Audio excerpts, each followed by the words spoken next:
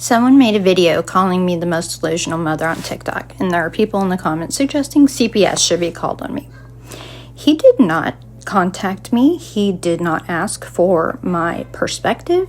He did not attempt to even understand the full picture of what is happening here, which is the first thing that any real journalist does before publishing. What he did was build a narrative designed to go viral, and he used my daughter to do it. The first thing that I want to say is when Sevyn started having her experiences, I did not just accept them.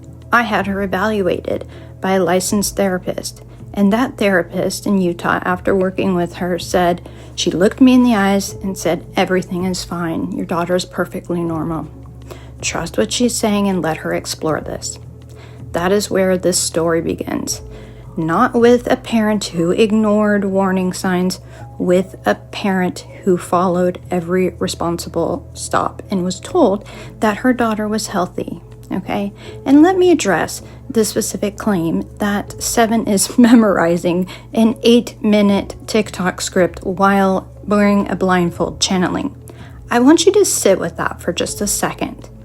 You're suggesting that I, a mother who owns a business and is a mother, am spending my time engineering an elaborate deception, coaching my child to perform it, and that somehow she is pulling this off flawlessly every single time, blindfolded? That claim says far more about the person making it than it does about us, okay? And here is what conscious parenting actually looks like in our house, okay? When Sevyn started having these experiences, I didn't know what to do. They don't make a rule book for this. I had a choice. I could have told her that she was wrong, that what she was feeling wasn't real, that she needed to ignore it. And yes, she might have stopped talking about it. But guess what it would have done? I would have broken her trust, made her feel small, and taught her that she couldn't trust herself, and that the most important person in her life would not believe her. I knew what that felt like because it happened to me as a child when I had different experiences, but my own experiences. And I was not going to do that to her, okay? Instead, I spent nearly 6 months wrestling with the idea when she asked me to be on TikTok with the decision of whether even to let her share any of this publicly. 6 months. Because I take my role as a parent seriously. I take it very seriously. What finally moved me is when she herself came to me and said, "Mom, other kids are having these same experiences as me." She knew that their parents didn't know what to do the same way that I didn't know what to do, and she genuinely wanted to make them feel less alone. That is not exploitation at all. That is a child with a beautiful heart and a mother who listened to her. What people who actually know us know is that Sevyn is one of the most strong-willed, kindest, loving, grounded kids that you will ever meet. She does not do things to make me happy. She does things because she knows who she is and because she chooses to do them. And sometimes that's making videos, sometimes it's riding her bike, sometimes it's doing cheerleading, sometimes it's going to choir, sometimes it's going bowling with me, or doing escape rooms together. We love puzzles. But she is a whole, happy, healthy kid who has a normal life and a therapist-confirmed clean bill of mental health, as do I. A mother who is present, and a message that she has chosen to share. Be kind to others and be kind to yourself.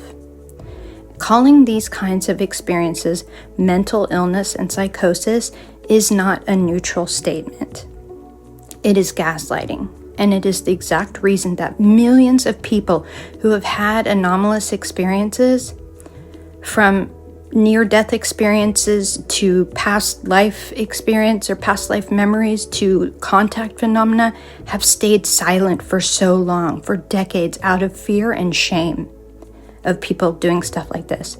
The research on children who spontaneously report past life memories alone spans thousands of documented cases. We are not alone here.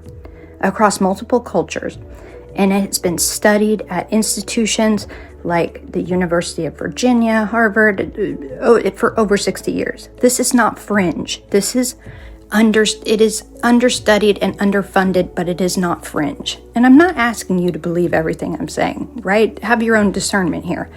But some of you will have these experiences in your lifetime, and you will understand more about what we're talking about.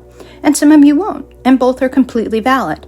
What I'm asking is that you not confuse something that you don't understand with something that is harmful or something that is hurtful, because nothing harmful is happening here. You will never see me speak cruelly about someone ever, and you will never see my daughter speak cruelly, and you will never see me build my platform by tearing another person down. That is the difference between what he did and what we do. And I think that pretty much tells you everything that you need to know. Love you guys.